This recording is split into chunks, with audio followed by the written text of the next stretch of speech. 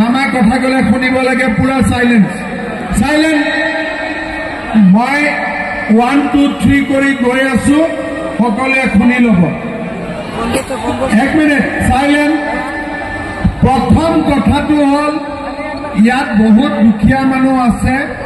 থানাৰ দালালি হওক ব্লকৰ দালালি হওক দালালি বন্ধ হ'ব লাগে হয়নে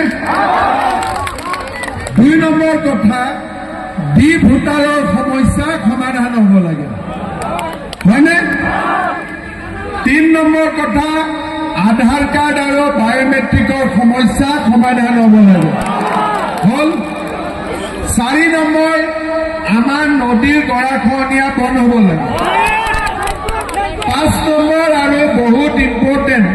নগৰবেৰা দলঙৰ কাম হ'ব লাগে 6 নম্বৰ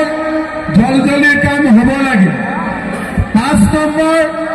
গৰৈমাৰীৰ পৰা সোণকলি চমৰীয়ালৈকে 2 লাইন ৰাস্তা হ'ব লাগে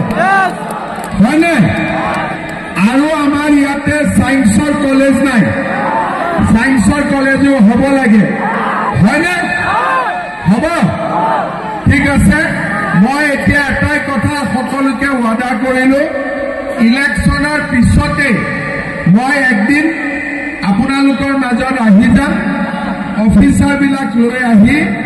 যি মানুহৰ য'ত যি সমস্যা আছে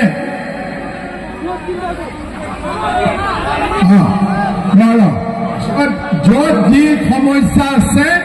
গোটেইখিনি মই ধুনীয়াকৈ সমাধান কৰি দিম খালি মাত্ৰ একবাৰ বিজেপিক ভোট দিম হ'ব কোন চিনত ভোট দিম কোন চিনত ভোট দিম